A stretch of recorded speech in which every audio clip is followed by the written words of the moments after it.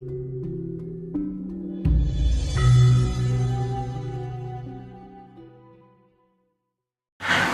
beliau. Monggo Mbak Rejo. Nah, ini selamat berjumpa kembali bersama Padepokan Kaurus Dulur Sejati Padepokan Nyimbang Palang Tuban Jawa Timur. Selamat berjumpa, salam rahayu. Ini sebelum saya mengutarakan banyak-banyak kata, mari kita sebentar aja diem, hening, sesuai dengan hakikat kita sebagai orang penghayat, khususnya orang Jawa dan umumnya saudara-saudara kita sebangsa setanah air. Monggo kita hayati sawetawis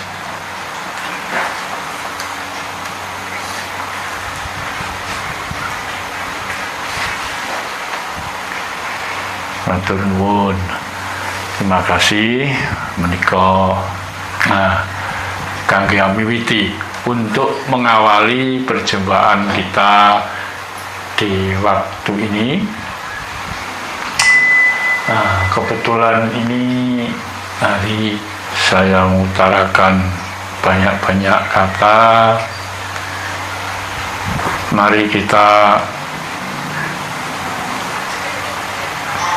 sebentar aja diem, hening, sesuai dengan hakikat kita sebagai orang penghayat, khususnya orang Jawa dan umumnya saudara-saudara kita sebangsa setanah air.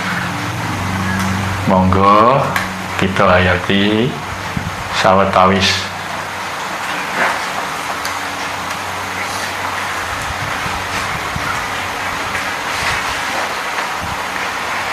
matur nuwun. Terima kasih menika kangge miwiti untuk mengawali perjumpaan kita di waktu ini. Kebetulan ini hari Jumat Kliwon, malam Sabtu Legi, hari yang sangat baik bagi kami warga SS. Hari Jumat Kliwon ini termasuk hari yang terpilih, dan waktu itu hari yang diberikan warga SS pada hari Jumat Kliwon menerima wahyu untuk hening, untuk belajar bersama. Istilah Jawa untuk hari pertemuan warga, hari Sarasehan. Jadi kebetulan tadi malam sudah kami hayati bersama warga-warga, walaupun waktunya hujan, ternyata warga SSK Padepokan Nyimbang masih banyak yang hadir, banyak yang rawuh sampai tuntas acara. Jadi nanti tadi malam sampai jam 3 baru sama pulang. Surabaya, Jombang, wilayah Tuban sendiri ya, Mak. Terima kasih. Ini sesuai dengan pertanyaan para pemirsa atau para peneliti ini tentang suwung. Ya, terima kasih. Nah, inilah suwung. Yang dikatakan suwung itu bukan seperti rumah yang kosong. Istilah suwung dalam arti orang penghayat menghayati, mengheningkan cipta atau meditasi atau bersemedi. Yang disebut suwung, yang dikatakan suwung itu walaupun suwung tapi isi. Nah, aneh nih, aneh tapi nyata. Suwung tapi isi. Yang artinya suwung, kita sesudah buka kunci, diem, hening, sampai masuk alam suwung, termasuk alam gaib. Nah, bagaimana kita bisa nyampe ke situ? Nah, tentu saja kita harus membiasakan diam. Yang artinya diam bukan hanya diam lahir aja. Dari awal orang penghayat itu diam, tapi yang dalam melek. Di sini di paguyuban kami warga SS yang di Padepokan Limbang ini kelihatannya walaupun tidak pesat kemajuannya, namun sudah kelihatan semakin lama semakin dewasa. Tidak, kelihatannya tidak ada yang berjalan di tempat, walaupun pelan berjalan, namun tidak semuanya sama. Nah, kita belajar dan mempelajari. Bagaimana belajar nyampe masuk alam suwung? Pertama kita harus diem. Istilah Jawa belajar meneng. Nek wis meneng engko menep. Nah, nek wis menep itu belum tentu langsung bening, belum. Nek wis menep itu baru permulaan melangkahkan kaki di alam suwung. Nah, ternyata di alam suwung itu alam yang jelas, diperlambangkan.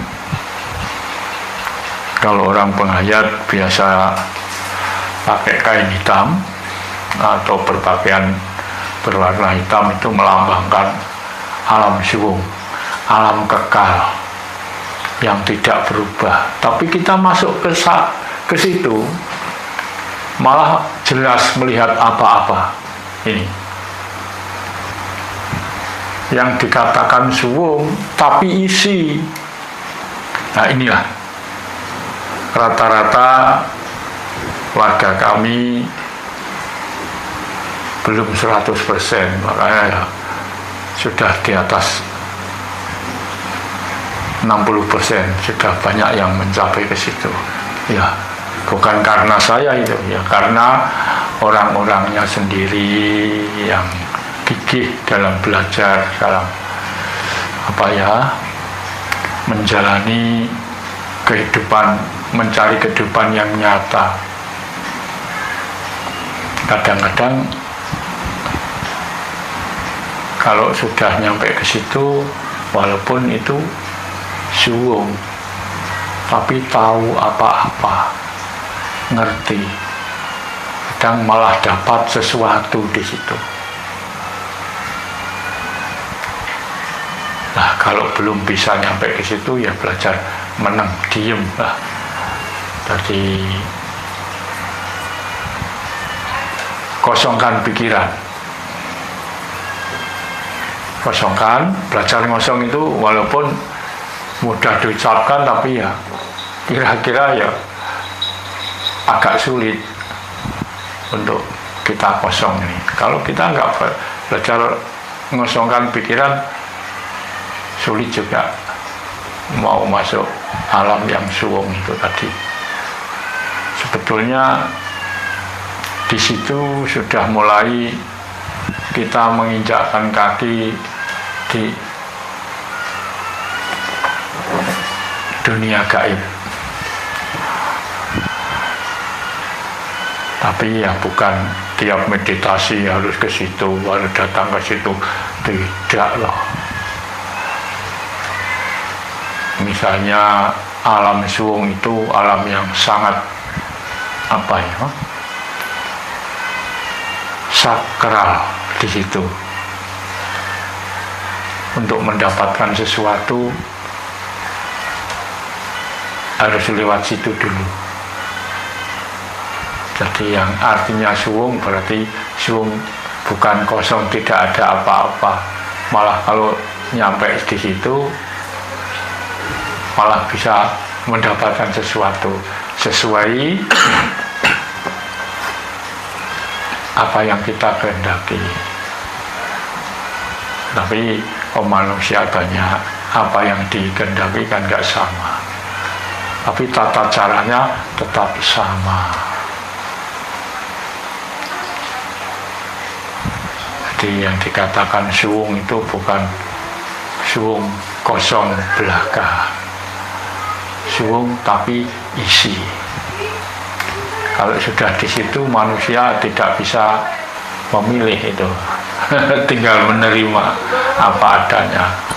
Tapi kita berangkat ke situ kan sudah punya sangu, apa kira-kira tujuan kita ke situ.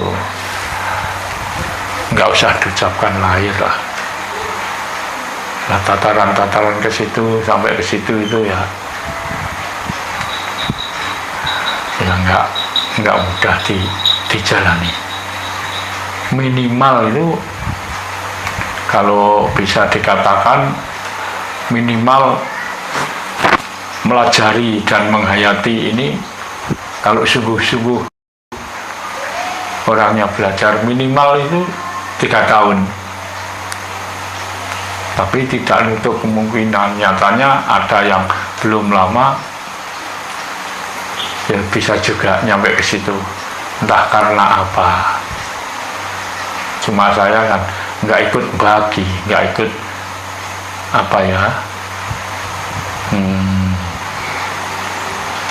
membagi. Kamu harus datang ke sana, nggak bisa. Walaupun saya dikatakan hanya penuntun saja, hanya pelayan, bukan guru. Karena di Paguyuban Kawruh Sedulur Sejati Padepokan Ngimbang ini tidak ada istilah guru murid. Loh, kok nggak ada guru murid itu belajarnya gimana? Ya belajar, mari belajar bareng-bareng. Hanya pelayan. Kalau mau ada ikut belajar, saya yang melayani. Kan ada tataran masing-masing. Jadi nggak bisa. Misalnya rumah itu pasti ada pintunya. Di pintu itu ada kuncinya. Saya hanya memberikan kuncinya. Saya hanya mundi dawuh pituahnya penuntun yang sudah meninggalkan kami dulu dibilangi kalau jadi penuntun itu tidak harus ditunjuk oleh orang, tidak harus dipilih orang. Kalau jadi pengurus bisa dipilih, tapi kalau jadi penuntun nggak bisa dipilih. Kalau nggak dapat perintah ya bisa-bisa saja jadi penuntun, tapi ya kalau kehendak manusiawi, ya mungkin beda. Kalau tidak kehendak alam. Tapi ya maaf, yang saya alami ini, saya memberanikan diri ini karena saya patuh dan mundi dawuh para penuntun yang sepuh. Makanya saya mau dan berani menjalani sebagai penuntun ini. Saya rasa, saya kira yang saya terima rasakan ini memang kehendak alam. Tidak tahu siapa yang nyuruh, rupanya gimana. Itu hanya mendapat suara, bisik. Bisik aja. Ini lanjutkan. Oh iya. Tadi sekali lagi tentang suwung tadi, kita harus belajar dari meneng. Kalau sudah meneng, kalau bisa menep. Kalau sudah menep, baru jernih. Menep bukan berarti kita hanya di waktu meditasi aja. Ya kapan saja, di mana saja. Segala aktivitas Harus dijalani dengan meneping hati. Oke. Maaf Bopo, saya potong ini. Iya. Kembali ke pemahaman atau pemaknaan masalah suwung. Berarti ketika kita masuk ke dalam fase itu, berarti betul-betul kita masuk suatu alam yang sulit untuk dideskripsikan, sulit untuk dijelaskan. Jadi bisanya itu hanya cuman bisa merasakan gitu, Pak. Suasana yang sangat-sangat mungkin damai, ayem, tentrem gitu. Kalau kita sudah nyampe ke situ, itu nggak bisa diatur, nggak bisa diterka, dijalani dengan pikiran, otak. Nggak bisa, nggak nyampe, otaknya nyampe ke situ.